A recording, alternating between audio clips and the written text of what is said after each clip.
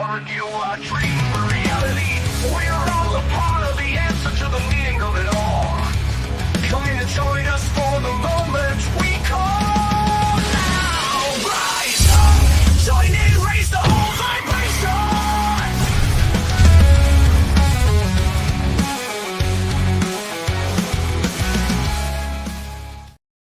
Yes, rise up, join in, raise the whole vibration. Still working with that theme song. I love it. I'm definitely playing with Suno. Going to be doing some more stuff with that. It's a lot of fun to play with.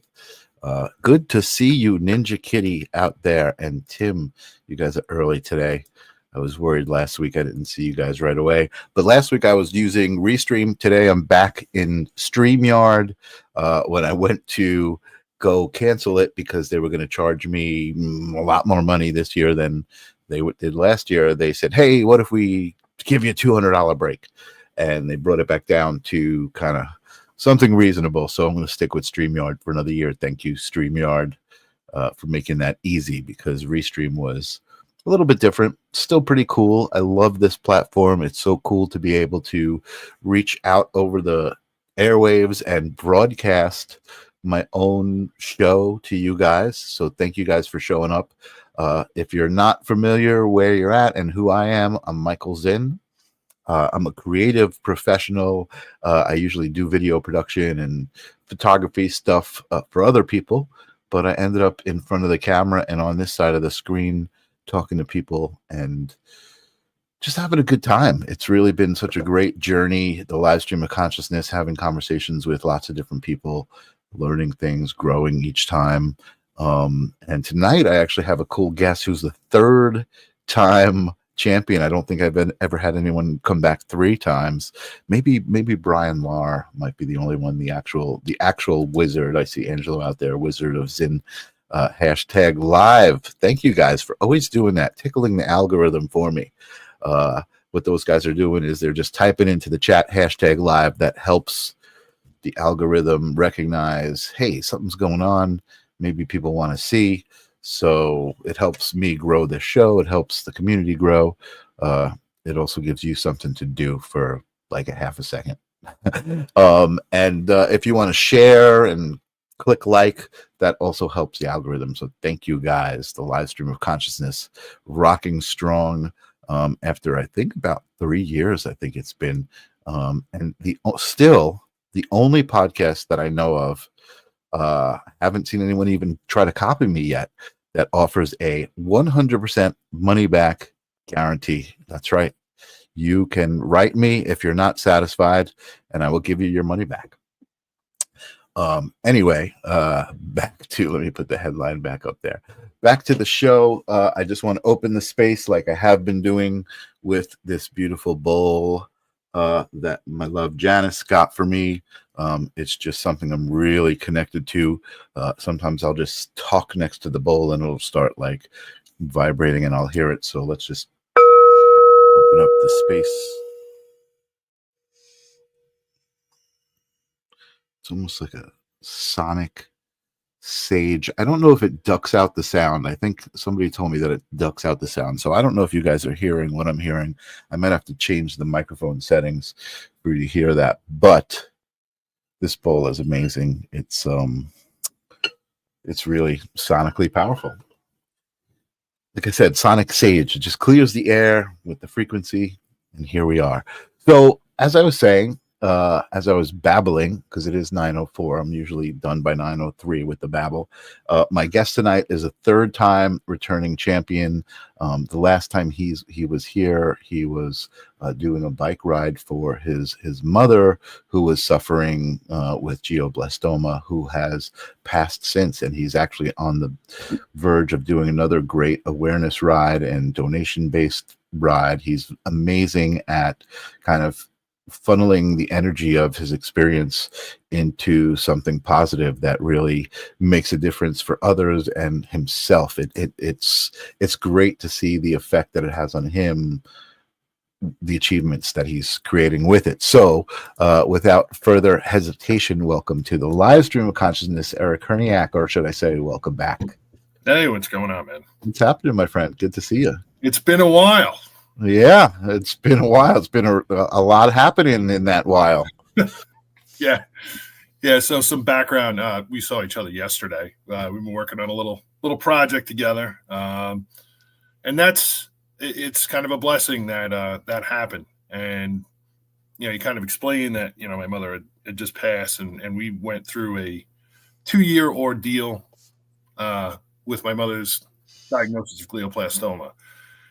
And it's real easy to look at all the pain and the hurt and everything that went along with that. But there have been so many blessings that have come along. There's been so many people I've met,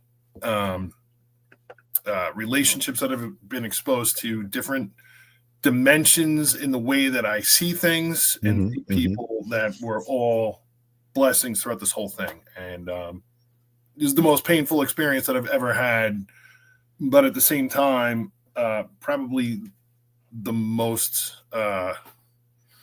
genuinely effective and beautiful experiences have come out of what's happened. Yeah. Could I say spiritual experience? Oh, fully, especially towards the end, which, I can get into. But one of the coolest things was when you and I had left off, I had just completed the ride, and we talked about some of the aftermath of how the ride went, and it was probably one of the best experiences I ever had. And I think my message throughout all that was it was one of the most intuitive experiences that I ever had. Felt guided. Yeah, you felt guided the whole time. Yeah, 100%. And it was a 300. It was supposed to be 360 miles, but I got lost, so it was 378. Wow. And but in that time frame, it was like every day I'd be on the road for 4 to 5 hours, and I would just have this intense intuitive experience that I just eventually, after the first day, just learned to like let go and just fully go into. And I tried to do that in my daily life, but this was like there was no distraction. It was just 4 to 5 to 6 hours of just being alone with just a voice in my head saying, "This is what you do," and I would just okay, and every time I did that, things lined up. And I remember when I got to the end of the ride, like I literally was like in tears because I was like, this is going to end. I'm going to get back into distraction, back into the algorithm, and like all this other stuff that just keeps you away from something that seems so easy to do. And I just knew, I'm like, it's going to be different. Plus, kind of coming back into the reality that I was in wasn't awesome either. Right. And so we discussed a lot of that in the last interview. And since then, a lot of things happened, and you and I started talking about some of the things that you do. And I remember you brought me into your studio and you gave me a presentation of the video mapping that you've gotten involved in. And at the same time, I was going back and forth to my mom's, which I'd done for 2 years. She was in Lancaster. I'm in New York. I was going out there every 7 to 10 days. And things after the ride for her started to really go downhill. I mean, there were stages, it was like when she first got diagnosed until maybe like June. I remember like walking in June of 2023, and the nurse like grabbed me and was like, just get ready for what you're going to see. And and it was a little bit slower, but after the ride, she seemed to hold on for the ride, and we had a good moment before and a good moment after. But after that, it was just like almost every visit I was going, the amount of decline was like traumatizing, literally. I would just go there and just be like floored. And she always showed me a ton of grace throughout all of this, never wanted to scare me or complain or anything. And I had to learn how to do that back. I didn't want her to see how I was jarred by what I was seeing. Interesting. Another blessing is learning about my mother's brand of love. Probably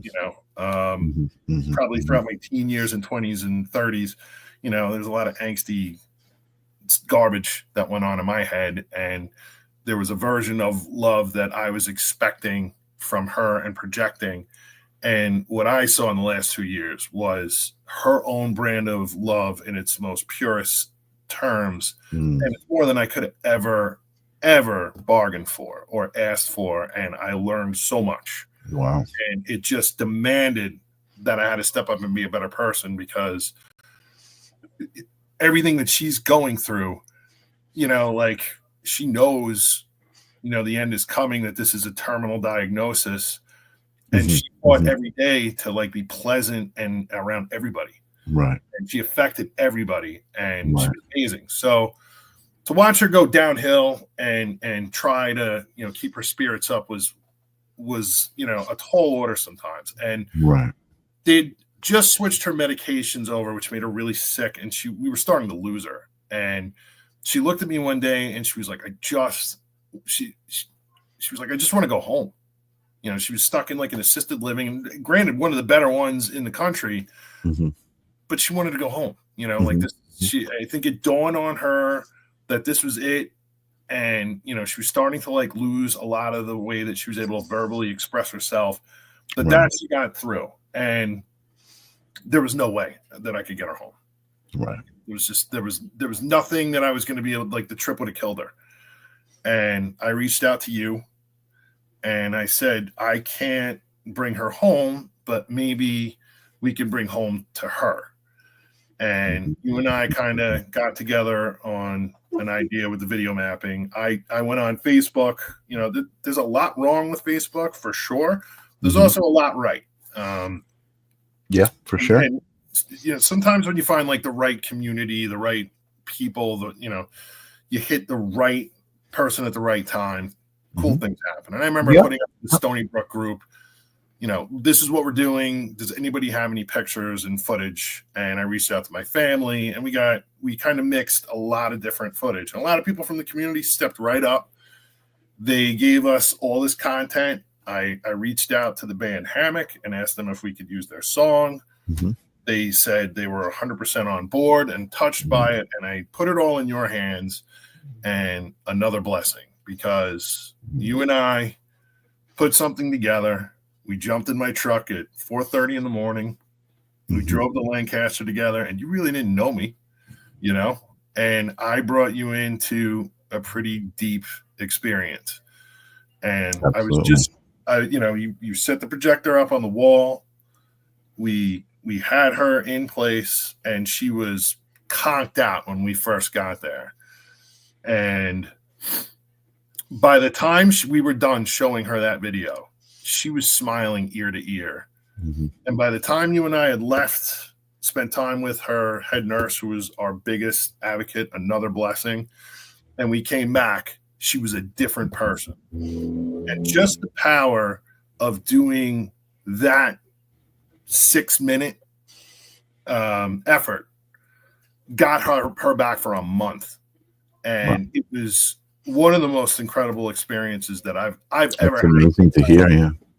You know, so like starting off our friendship with like a pretty deep moment, I think was, you know, first off, I will always be thankful to you for being a part of that. And, you know, I want to let you know that in that process, we affected somebody in a very major way. That's amazing to know. It certainly is extra rewarding, you know, this far out after the project, you know, and I say project lightly because, you know, it was more like an experience, right? It was, you know, we kind of became friends like right before that, and that was something like, oh, I'm friends with this guy and he does this, and you kind of came to me with the idea, and it was just, you know, I don't know, there's, I guess because of who I am, I saw it as an opportunity, you know, to do something that could be meaningful, that would also be something that I love to do, right? So for people who are listening and might not understand what's going on with the projector, you can create environments like there's that Van Gogh experience that you go into, and the room is all projected all around, and you're like inside of the painting. Well, Eric came to me with the idea of kind of bringing Stony Brook back to Babs, and so we got all of this footage, like he was talking about, this group on Facebook that provided a lot of footage of the area, some of your friends, a lot of people that you reached out to. We were pretty resourceful, and we grabbed stuff that would work, and then we knew that we were going to project it in her room because she was kind of restricted to her room, so she could be immersed in it. And yeah, it was, for me, it was such a humbling and gratifying, I don't know if that's the right word, but for me to be grateful, to be able to do that just through what I do. I mean, it blew me away, like, again, the experience was just phenomenal. Yeah, it was more than I could have hoped for. Yeah. Because before we got there had been like a week where she wasn't even talking anymore. Like, I was getting like phone calls, from hospice saying, like, strap in. And it was like a last ditch effort to kind of pull back and see if we can get something. And not only did we get it, we got the smile as we were showing it, which was awesome in itself. And I would have taken that. But when you and I came back and she was talking and she was hungry, she hadn't eaten in, a couple of days, like, that was such a home run. And it's like, if we could do that for other people that are in that position, you know what I mean? Like, to me, that, here we were able to use technology and do something really special. And I think the way we projected it for her and stuff like that too really brought her into it. And the cool thing was we were able to DVD of it and just, like, leave it with her so that she could watch that. And for a few weeks afterwards, she was picking things out, and she knew, what building was what and which relative was who, and just being able to experience that with her for weeks after the fact. It healed both of our hearts, I think. And that's right. Would you be all right with me just like popping it up for a second, just to show people what we're talking about? Yeah, absolutely. Let's see if I can do that. So yeah, I forgot that also you had provided me yourself with pictures of her, kind of from her childhood, all the way through now. And that was also an amazing thing. So let's just see if I can pop this up here. Yeah.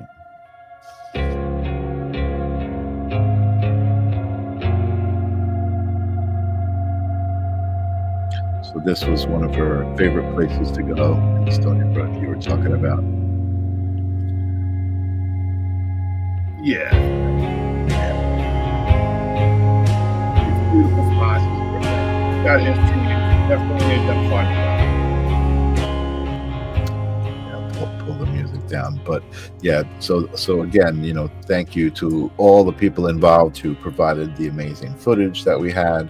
And as you can imagine, this kind of as a surrounding, image, just laying back and looking at it, it's very dreamlike. It's very, very cool. Hi, Debbie. What's up? Good to see you. But yeah, this was just, that was an incredible experience. A great friendship, a way to start a friendship. We were in the middle of Lancaster, and I don't get enough physical exercise, and we did a great hike, just around the area. You showed me around. That was awesome. So that spot I brought you to, that was the Columbia River crossing trail. So it goes like right along the Susquehanna River from this town called Columbia, and it's like an out and back trail. Altogether, it's about 28 miles. And that trail saved my brain on all those times that I would go.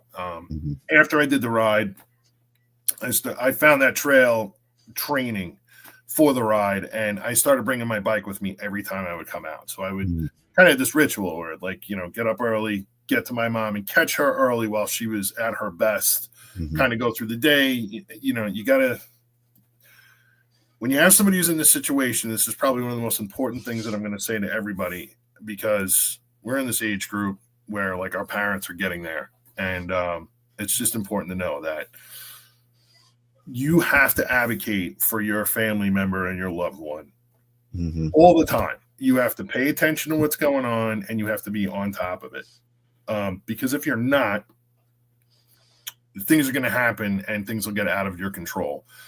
And there's so much that's out of your control. But like if you can catch things and you can, you know, kind of let people know that you're visible, like bring donuts to the nurse station and, you know, make sure that they know that you're there and that you care and that, you know, you definitely are interested in what's happening with your loved one. Right. That's what it takes. And you're recognizing them as people too, I think, in that act, you know. Well, they are, you know what I mean? And, you know, but you kind of also want to like remind them like, hey, you know, my mom, not for nothing, just a few months ago was just like you know, and then something happened and everything got turned upside down. So, you know, building relationships is important. And you have to do that and you have to advocate for your loved ones. It's crazy how many times I went to be there for my mom and kind of like watch out for the different things going on and try to make sure all the T's were crossed and the I's were dotted. Right. There's a lot of people there that just have nobody that comes to visit. And, you know, it's something that I saw that kind of, you know, it's eye-opening, you know, like these people, you know, I think with a lot of people, what it comes down to is like, we're built to survive. You know, we're built to think on terms of surviving. We're not really built to like, you know, live in fear of dying or, you know, just even comprehending it. So a lot of times somebody will end up in care and they just go, okay, well, they're being taken care of. It's fine. Right. Trust me, they need you. Yeah. And it's important. It's important to be a voice. So I would go through all that kind of stuff, which, you know, not for nothing. Like, again, my mom was totally normal. You know what I mean? Like at the beginning of this, I had to learn how to do all this. And a lot of it would just be so taxing. And I would get in my car and I would drive 4.5 hours home and I would just be like destroyed. I'd be destroyed that I had to leave her. I'd be destroyed that I didn't do enough. Just, you know, all the things that you go through. And I found that getting on my bike and blowing out like a 28-mile ride would just get my head into the moment. Which is exactly where I needed to be. And I'd be able to get in my car, get that little bit of an endorphin rush and take that home with me. And so now instead of like crying and worrying and doing all like the situation is hard enough as it is without me making it 80 times worse by imagining all this crap and letting things run wild. Doing something physical, pushing forward, you know, pushing yourself to stay in what's real made all the difference for me. And I don't care if it's riding a bike or if it's taking a 15-minute walk with your dog or whatever it is, something where you can just unplug, shut everything down, get out of your head and just hear the birds. Absolutely. That's what it took for me to push through some of the hardest moments of all of this. So when I brought you to that trail, that's what I was sharing with you. I wanted to share, like, this is where I go to, like, kind of to clear it all out so that I can get back on the road and do it again. Yeah. No, that's great. And I think what's important too in that whole story and that whole experience is the idea of the choice of how to handle the situation, right? Like you could have just been like, oh my God, this is horrible. And just, like you said, just not, you could have let it take over, you know what I mean? And you just were kind of like, no, I'm going to focus. I'm going to, you know, what am I trying to say? Like, you know, you just took charge, you know, you didn't let the situation break you, you know. I would love to say that was a consistency, but it wasn't, you know, it's not what it felt like. No, I mean, there were just times, you know, I remember distinctly like driving to a job on like Long Beach from my place, which is, you know, it's like an hour and a half drive and just everything going on in my head. And I literally was like, I have two choices here. I can let this destroy me or I can do something. Right. And I just felt like I have to just do something. And I would love to be like, that was the moment. And then for the next 2 years, like, right. No, listen, it's got its ups and downs. You know what I mean? For sure. It's, you know, life. That's just a macrocosm of life, you know? Yeah. They say like 2 steps forward, 1 step back. I mean, it was literally like fall apart, you know what I mean? And then rebuild and push just an inch more. And that was the 2 years that we went through. Right. But at the same time, there was enough going on around that, and my eyes were opened up enough by witnessing the grace of someone else to look around and see, like, hey, you met Dina, who was my mom's head nurse. Sure. Yeah. One of the biggest miracles in our life to come into our life and to advocate for Have somebody there you trust. Yeah. So there were all these kind of things that, Wait, but also, Eric, sorry, I don't mean to interrupt, but before you go on, you said this and I wanted to address it because you said this earlier, and it was through the situation, seeing your mom, how loving your mom was in the way that she, in her grace, right? You said it in the way that she was gracefully handling her own situation and being aware of how it might affect you. And you didn't even realize, like, oh my God, like here she is dying and she's more concerned with how it's going to affect me, and her love is coming through that. Yeah, she never ever complained willingly in front of me, in front of anybody, and I remember right before she passed, two of her friends came by and they were talking about that, and they were like, she just never complained, and it just it's the kind of example that just puts your own life in check. Would I be like that if I was facing that situation? I'm kind of a drama queen, probably not, right, right, but right. she really pulled it off, in front of everybody. She just, I think the worst she would ever say is she'd be like, who would ever think, and then just kind of leave it at that, but she almost went, what was pretty wild is, like, at first she went through kind of like a period where she wasn't really into being in the assisted living kind of situation. Right. And I did what I could to get her out of there and get her back to her apartment and try, take her out and do what I could. But there were things that she was doing. It was a little mischievous and kind of a funny side to see of my mother. And then for, as she like went into like this kind of, I want to say, like, I don't know, like, I don't know what would be the, like, limbo, you know what I mean, of decline. She kind of like progressed into being more like childlike and innocent. And, it was very beautiful to be around, because it wouldn't take much for me to go in there and make her laugh. And just to hear her laugh and to hear her tell me that, I was funny, it was everything that I, that's what got me through it. I'm like, okay, I'm serving my purpose. Yeah. It was also connecting. You were connecting with her. Like, I mean, for her to tell you that you're funny, you knew you were getting through. You knew you were making a connection to something in her. And what's amazing with her brand of love is that she connected with me and showed me her brand of love without really saying the words. As a matter of fact, my mom isn't the kind of person, like, here's a weird little tidbit. My mom and I, like, throughout this whole thing, we didn't even really like hug. It just would have made her uncomfortable. That's the kind of person she was. She just wasn't that kind of like huggy, feely kind of person. Right. But she didn't have to. She didn't have to say the words. She didn't have to, like, do the, the physical thing to show the most powerful emotion that you can have. Sure.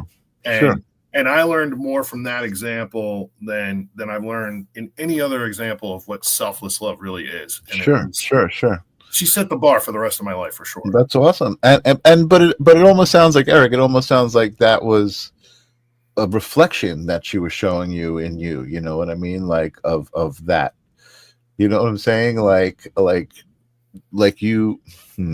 How do I say it? That strength, was there in you, and that grace that you see in her. You inherited that. You have that, and you were processing that with your own version of that grace. If that makes any sense. I mean, to me, I feel like she inspired me to want to be a better version of myself. And what more could you ask, right? That's an amazing aspiration, right? To be the best version of yourself. And I'll tell you this too. I mean, like, her and I didn't really touch on. I mean, we had to get into some stuff. You know what I mean? As far as, here's somebody who now, like, I got to kind of jump on the reins and take care of a lot of stuff. And we had to break a lot of barriers and go through stuff. And I think we both handled that trip, invading somebody's private world and, like, having to, kind of navigate through stuff together. I think we Sure. both were able to navigate that through a level of grace. But there was this one moment where her and I were taking a ride back from the cancer center, and she just looked at me and she said, I don't know what's going to happen when I die. And I'm like, well, what do you mean? She's like, I don't know if I'm going to heaven. And I was like, okay, what has you worried? And she said, well, I remember going to her parents' church, and her parents were like hardcore Christian, just very, church community. That was their life. And it was they had a strong relationship with their church, with their religion, with all of that. And my mom had said that she had just come to a realization, and this was when she was like 16, that she just didn't see God the same way that her parents did. And being faced with what she was being faced with, she was worried about it. And to hear my mom like worried about something like that, kind of like it was like a moment where it was like a fire that I wanted to like throw the blanket on. You know what I mean? Just when I'm like, Mom, I'm like, I don't think God works like that. I think God speaks to different people different ways. And, like, what are you going to do? You can condemn like tens of thousands of years of like Native Americans and people who have never even heard of Jesus Christ to hell just because they didn't know. I think that the concept of God comes down to God reaches different people in personal. It's a personal belief. Absolutely. Yeah. And for my mom to like, I can understand her coming to terms with mortality and wondering about the afterlife and where she was going to go, but it was something that she was afraid of. And right. So there was a lot of strength in her fight. Well, it was other people's versions of God that she was afraid of. I think she just did. I think she was afraid of not knowing. Right. Not even about what their idea was. It just the concept of, okay, well, I chose to believe my way. Right. I don't know where this ends, kind of. Right. She hadn't really thought too much about it. Right. And I remember, it's just something that in her fight was a lot of fuel, that kept her going. I mean, the usual person with glioblastoma, especially like the type that my mother had, 15 months is like a long time. I think it's something like 5% of the people make it to 15%. And she made it to like literally a day past the day that she was diagnosed. So she was diagnosed 2023 on like March 3rd, and she passed 2025 on March 4th. Wow. Which is like, she just fought with everything she had. Yeah. And I wasn't sure exactly what my deeper purpose with this whole thing was going to be. Other than I promised her from the beginning, I'm like, we're going to do this together. And I was going to keep my word, and I was going to do everything I could to just be everything I could be so that we could make it down this road together, and she could lean on me. And I did everything I could until, like the last 6 months, she was kind of a shell, but I know, what I mean, that she still carried that fear. And I had heard about this guy named Eben Alexander, who was a neurosurgeon, and he had gotten bacterial meningitis, I think, that knocked him on his butt. He was in a coma for 8 days, and there was points where he was clinically brain dead. And this is a guy who was pretty much an atheist and a science first type of a guy as a surgeon. And he had this experience where he ended up going into, like an afterworld situation. He had a near-death experience. Right. And where he was guided through this experience in a way that I thought, first off, the story was amazing. Coming from somebody who was like a science guy who came out of this and had just completely. Yeah. It hits a different way, right? When somebody, it's like not in someone's belief system at all, and they have this experience that is not so transformative. Yeah. But there were just things that I knew that my mom was going to, really react to. And Mhm, she mhm, was mhm, probably about a month out from passing, and mhm, I mhm. found the audiobook of that, and I would go in, Oh, for like the wow. last 6 months, I would say from Thanksgiving until the end. So that's not Mhm, 6 months, but like we got mhm. like she was pretty much a shell. Right. If you caught her at like 8 in the morning, you had like a chance of something, but then the rest Sure. of the day she was pretty much just out. And I played her that part of the audiobook, Mm. and she reacted. And Mhm. and I think, it gave her, a little bit of peace. And I spent a lot of time playing like, a lot of music that I grew up with her, Sure. Yeah, kind of yeah, like yeah. time. And I was with her until the last breath. And I Mhm. feel like that was supposed to be my job.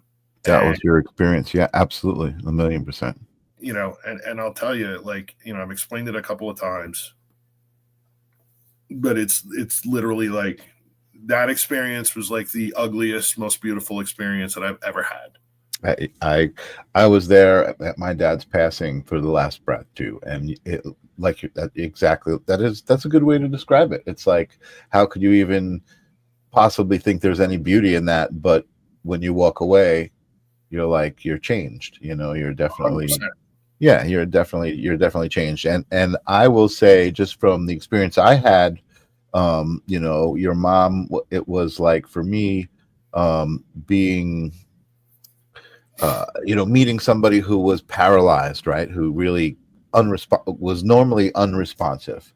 But I definitely got a glimmer of your mom's love and her grace, wanting to, kind of represent you, right? She kind of wanted to be like, oh, you're my son's friend, and she wanted to smile for me and give me her presence. She certainly, She I definitely, mean, she was not in a place where why would it matter? Like she shouldn't have to give me her presence, right? she was And like that with she everybody, you yeah, know.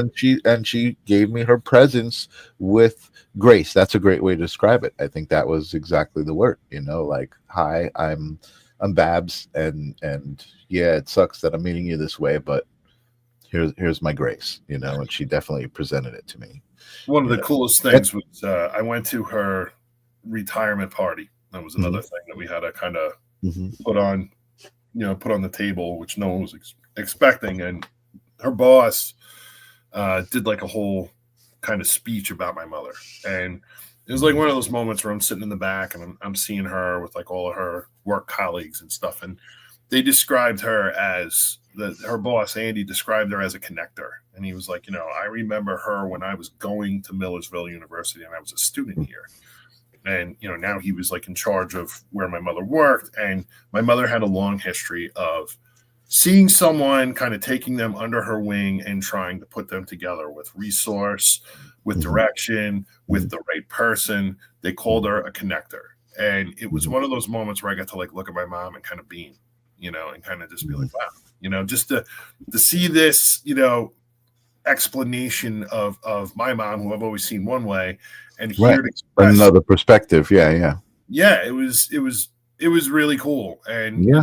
throughout her whole 2-year ordeal at her assisted living situation, I mean, every time anybody would walk in the room, she'd just be like, "Good morning." It didn't matter if it was like 4 o'clock in the afternoon or 8 o'clock at night. She was just like, "Good morning," with like so pleasant and happy with everybody. While she Right. was going through the worst part of her life, she was just Yeah. like, so hospitable to everyone that she met. And she really affected, some of the people that took care of her, to the point where we're going to do her celebration of life next week. And those people are going to be there That's because awesome. she affected them.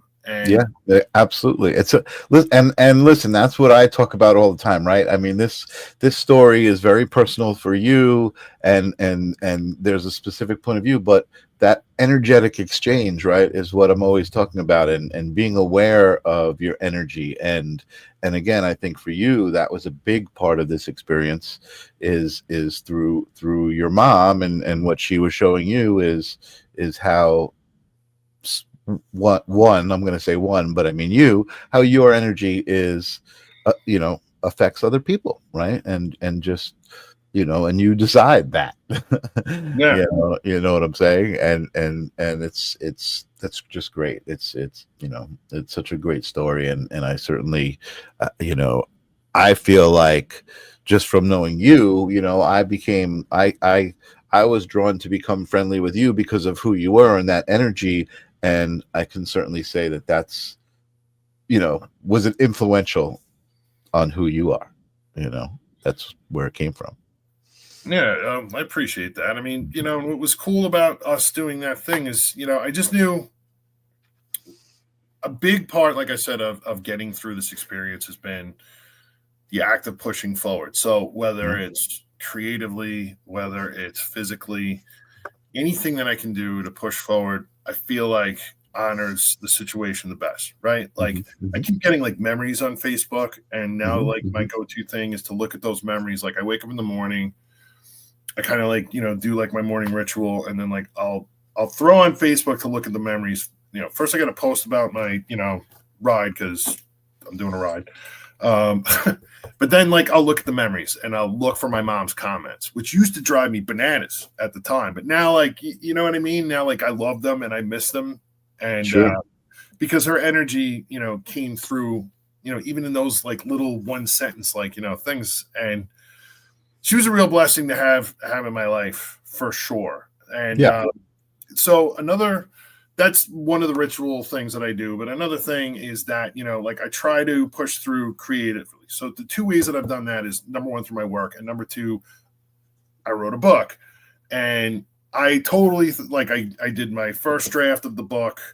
I finished it up, I want to say like in the fall, and I was like, yeah, I finished it, my first draft, and I like had an outline. I followed every point of the outline. And then 10 minutes after I completed my first draft, I looked at it and I was like, this isn't the end. This is 100% the beginning, because now I got to redo the whole thing. And that was before the last 6 months of this journey happened. And I got to tell you, like, I can't leave out that part of this at all. Right. So you got to go back and add it to it. And it's not going to be done. Like, I'm still going through it now because, there are like, I can sit here and I can talk to you, and you and I have been working on a project, which is another push and everything. Yeah. I need to do those things to get through this, because I am nowhere close to being through this. And, sure. Well, let's talk about that, because I can't believe how fast time is going. We still have about 20 minutes, but we haven't even started talking about the things that we have going on. You from this particular experience, and then us together. So which you want to do first? I want to do this first. I want to talk about this great event that you have created to kind of generate awareness, and like you said, this kind of keeps you going. This is something that you focus on and gives you energy in the situation, and is kind of it's got a signature that connects it to your mom and the situation that happened. So I'll give you a quick synopsis of this. So this was an effort that I was trying to get in before my mom passed, and it was a good energy point in the beginning, and it gave me something to push towards to get through those last few months. And it didn't work out the way I wanted it to, but that's fine, because the idea and the purpose and everything else is still the same. So we're riding our bikes. This is my first time trying to organize like a group bike ride. So there's several of us that are going on this. I mean, right now I say several, there's like 5 or 6 of us so far, but there's room for more. And what we're doing is we're starting in Stony Brook Village, which obviously was a very special place for my mother. And we are riding 55 miles from Stony Brook Village to Greenport. So Greenport was another very special place for my mom for 2 reasons. Number one, she just happened to love it. It's a cool town. It's on the harbor. It's out east. If you haven't been, go. But another part was she had discovered about her birth family roughly when my daughter was born. And we found out that her birth family was actually from the town of Greenport. Oh, wow. Yeah, some like really interesting coincidences came to play. And so I wanted to kind of, do this ride to honor her and some of her favorite memories of Long Island. I just wanted to share that with some people. And at the same time, through this whole experience, I ended up becoming part of a group of people that are caregivers that are involved with people, the loved ones that have glioblastoma. And most people, like, I never heard of glioblastoma, but it is, it's a real mother. I mean, like, it doesn't matter if it's, your kid, your spouse, your brother, your sister. Everybody from every age group is affected. It took Neil Peart from Rush. It took John McCain. It's pretty indiscriminate. They don't have a lot of answers. And if you got to do something, for 2 years, I fought side by side the hardest fight that my mom ever fought, and I can't stop now. So this is my way of continuing. And that's why it's important. So this is on May the 4th. It just happened to be the right weekend to do it for my family and for the place that we're ending it, which is Andy's. Yeah. And I just started playing around with the whole, May the 4th. And, it's turned into something pretty special. So we're great. I love the creative. So you are also, for people who don't know you, I don't think we ever really even talked about this. You're by trade, you're a sign maker, which is a visual trade, and you do graphic design, a lot connected with that. And so you really created a lot of branding with this event, which I love. I mean, the event looks so polished. It really does look like, it doesn't look like it's 5 or 6 people. You know what I mean? It's like, it's got such a great energy to it. I'll use those words, right? And I love the fact also that it's a donation-based ride. So each rider, can get people to donate, for their miles, and it's like that adds to the whole fundraiser aspect of it, which I think is great. Yeah, it's it's definitely pushing a rock uphill because, like I said, it's not. First off, we're all living in the same reality right now, and it's freaking crazy. So, to try to get people to donate, to my cause when there's a million other causes going on, number one, and number two, like glioblastoma is maybe 1% of 1% of, the 300 million people that are in this country. But it's still, we're all in this position where we're all going to face this, and our mortality. And this is a chance to just do something, beyond just being trapped in what everybody else is in charge of. This is our chance to do something, that's real. And so it's been really cool that some of my friends have really, stepped on board. A couple of strangers, jumped in on this too. And I've gotten to meet some really cool people through this whole experience. And it's even that in itself, just putting something together like this, pushing what I know, what I'm comfortable with, and getting to meet people and have experiences like this. It's all transformative. It's all pushing forward, and it's all for the greater good. And, like I said, we're so divided right now. It's so stupid because at the end of the day, we live, we breathe, we experience. We leave our message to the next generation, and then we pass it. It's to waste so much time. It's crazy that what people get caught up in, right? It's just it's really crazy, and that's a part of what the show is about, right? A little escape from the social media hate and the division that's going on, and talking about the 3D politics and stuff that's there. I just want to acknowledge Ninja Kitty, one of the live stream's original viewers. She's been here since day one. I was there for my mom's last breath, and it was traumatic. I had to make the decision to stop life-saving measures. And of course, that definitely adds a layer onto what we're talking about. That we didn't have to, face. I don't think, Eric, you faced that. You did every bit of that, and it's really okay. Traumatic is the right word. I'm traumatized. And so I understand exactly what you're talking about. Every step of the way, hospice calls and they're like, we got to take her off her meds. Are you okay with that? And it's right. Well, I guess, okay. So my dad was on a morphine drip, right? So it was okay, it's like turning that off that was just on for comfort, right? To keep him comfortable, right? It was you knew it was inevitable. But I guess for me, yes, absolutely. How can you think that's anything but traumatic? For me, I think the spiritual moment of it, and maybe you share the sentiment. The beautiful part, right, is you're holding on. You're like, oh my God, you're still here on this earth with me. Don't leave, don't leave, don't leave. But then making that decision, I need to tell them that it's okay to leave. That's how it was for me. I'm just giving you my experience. Yeah. So I remember the vivid love that came from the experience was saying it's okay to leave, because I knew he was going to be better, right? And better off in that place than this place. And then that last breath happening and being like, wow, like that's what was needed between us, that energy exchange, I think that, I don't know if you experienced something similar with like finding that peace with that moment and saying, it's okay. My job was really to kind of like, this moment deserves so much more than I can give it here. Mm-hmm. Okay.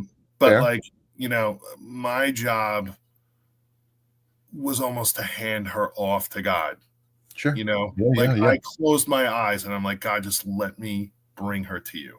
Mm-hmm. Mm-hmm. And that's when I heard her, like, I saw a flash of light, like when I closed my eyes. Mm-hmm. I had her in my hand, mm-hmm. and I heard her stop breathing. Mm-hmm. And I opened my eyes and I looked over, and, it's the only time that I've experienced somebody pass Mm-hmm.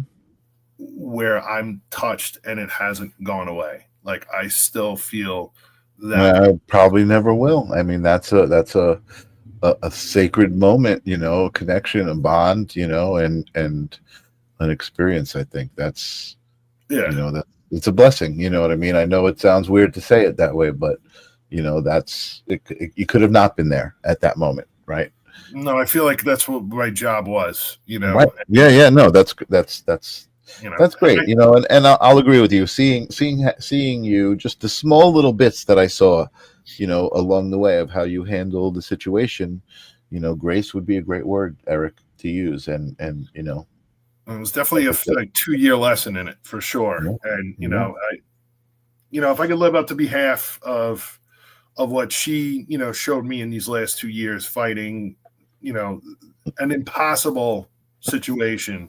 Yeah. I feel like I'd be ahead of the game.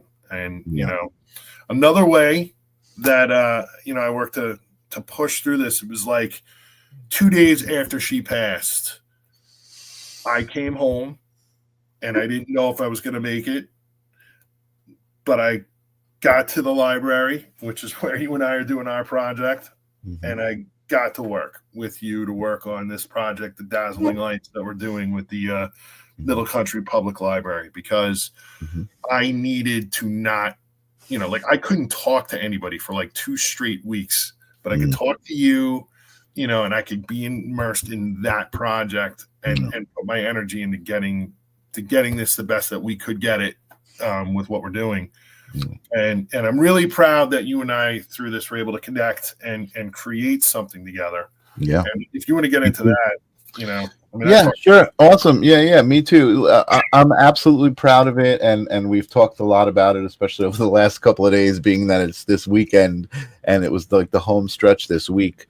But we've talked a lot about it. And I think a lot of the conversation and the energy that we exchange is gratitude in what we bring to each other, right? And how we push and how we support each other in the situation specifically. But I think the energy is more just a general vibe of that, right? That idea, the concept of supporting each other, the concept of pushing each other to be better, right? And to be the best that we can. So I'm going to just bring this up and talk about what the event is.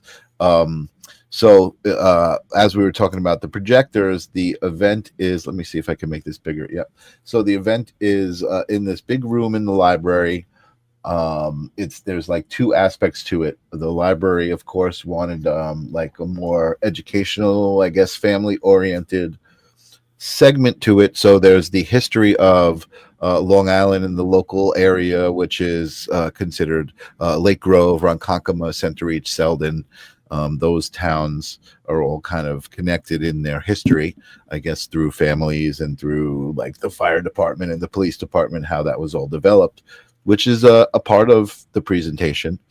And you can see here in the image the kind of cool swirling immersive environments that are created with projectors these days, and that's what's going on in the whole room while this presentation is going on. And what I'm talking about, Eric, and again, we have talked about this, is kind of that push and that support. So originally, I think artistically we both connect. You have the Long Island creative vortex, and that was something we connected on as well. But artistically, I was very confident in creating some cool visuals, but logistically I was not so confident in making sure we had the right projectors and all of the kind of equipment would come together, even though that is part of my expertise. I don't know, I just kind of felt like I fell short there. And well, this was a push, it was a push for both. Yeah, exactly. And you were like, what do you mean? Like, we could do this. We don't need the extra other people to get involved, and we can do this. And you kind of, I think you had more of like kind of like a, I don't want to say carpentry, but just more of a utility point of view of the whole thing. And you're like, hey, let's check it out. Oh, look, they have a suspended ceiling. We can get, projector hangers and things like that. And you just kind of brought me to a place where I was like, oh yeah, we could handle this. And, literally on a shoestring budget, you and I both together, we combined our efforts and we created something really special. I am really proud and excited for it this weekend at the Middle Country Library in Selden. I know this is on the internet, so you could be anywhere, but if you are on Long Island, it's happening from 1 to 4 on Saturday and Sunday at the Selden Library location on Middle Country Road, or you could reach out to me, and I would certainly love to have as many people come check it out, which is also kind of cool. As I was telling people about it, I know you've got some people coming by to check it out. I've got some people coming to check it out. The guys in my band who have kids, they're all coming. They want to check it out. Yeah, it's going to be a very family oriented type of experience. Yeah. I think we've, just in doing that final rundown that we did the other day, it just, it felt great, to kind of just be in the middle of it, check it out, and just get excited about something, seeing, I love projects where, you build something and then you can stand back and look at what you did and see how it's affecting other people. So that's what I'm most excited, to get involved in. And also, like I said, there was a lot of like, spiritual energy that I needed to put into this to help pull me out, and also like, to develop the things that we've developed and push the way that we push, I think, each other. I feel like that's an important aspect of it too. So to be able to share this absolutely. And actually, as you're talking, Eric, I'm like, look at the smile on both of our faces there. Look how happy we both are. That's great. I didn't even realize that until you were just talking about that, and that was literally that day too. That was it's great. It's really great, and a testament to what we're talking about. You know what I mean? When you put yourself into it, something that you love, and you let it go. You know what I mean? That's all you really need. You just need to let it go and believe, and it's great. Priceless. It's priceless. Absolutely. Yeah, totally. I can't wait. And Eric, it is great to call you a friend and feel like there's somebody out there who, is looking out for me to be my best self, and who I can also encourage to be their best self. I feel like we bring it out in each other. Listen, we're in this together, you know what I mean? And that's the way I approach everything. It's the way I approach my friendships. It's the way I approach like pushing forward. We're all doing this together. You know what I mean? Yeah. And we're, as if I'm elevated and you're elevated, we are doing something. We're pushing, we're pushing humanity one way. You know what I mean? And it's worth it. Yeah, absolutely. Absolutely, 1,000,000%. And Leela says, "Thank you, Eric. I Thank do. you. I appreciate you being here as well." I forgot to share this. This is not related to what we're doing together or anything that's related to you, other than I have been sharing this recently. Is the stuff that I've been doing in AI. I know I shared it on Facebook, and you made a comment about it. But ChatGPT just had an update recently, and it used to have a problem. If you asked it to spell things, it would have a problem with text, and it would look kind of funny. And contextually, like if you asked it to do things, it would kind of sometimes get it. But I took a photo of myself, I popped it in, I said, make me into an action figure from the 70s with a parachute accessory or something, with a working parachute. And it like really understood what I was looking for. It nailed it, and I think it's just so much fun to play. You look like you could load that body with Pez. I look like a Pez dispenser. I think it's great. I love that odd proportion. I think it adds to the whole thing. Oh yeah, no, it's awesome. Yeah, and I just love that it says parachute guy. Because that's kind of what I was like, hey, make me into a parachute guy. And I used to love these things, you'd throw them up in the air and as high as you could, and they would come down. Sometimes they would work, sometimes they wouldn't. But I used to love those things. So I just got a kick out of that. I wanted to share that with you guys. But Eric, thank you so much for being here, man. I love talking to you. I'm excited for this weekend. Yeah. And all of that. Before I put you in the green room to just sign off, do you have any words of wisdom, love, constructive criticism for my audience? Yeah. I don't know, man. I just think it's at this stage of the game, it's pick up the phone, call somebody that you haven't talked to in a while, talk to your family members, talk to your friends, let them know that you appreciate them, let them know that you love them. Tomorrow is not a guarantee. Anything could happen to change anything, and don't wait until it's too late. Don't be like, every time I go to a funeral, it's like, oh, we should talk more. Do it now. What are you waiting for? That's it. It's great advice. There you go. Perfect words. I appreciate you a lot, my brother. And maybe we'll see you back here for a fourth round. And Ninja Kitty says so very true. All right, I'm going to put you in the back. Don't go anywhere because I want to say goodnight to you, but let me sign off, and I'll talk to you in a minute. Yes, so very true, Ninja Kitty, so very true. The next moment is not guaranteed, right? It's just who knows what can happen. But I love that you guys come here. It's never guaranteed, but you always show up, and I love it, and I appreciate it. And I don't know what's happening because I've been so busy that I don't even think, let me just pop it up here, what my calendar says. I don't have anything specific on my calendar for the live stream next Thursday or even for holding space. I do actually. I have Leah Claire on holding space. She was on the live stream. She's an amazing psychic medium, and I loved chatting with her because we were just on the same page. So many things. So I do have that April 1st coming up on holding space. The live stream I'm going to shoot for Nikki Silva. So let's see how my manifestation skills are if I can get Nikki Silva on the live stream for next Thursday. She's an amazing local artist. She's a singer, actress, very talented, very beautiful, and very cool energy. So hopefully I will get her here. Let's see how I do with that manifestation. With that being said, I'm going to close the space. I've got Tim.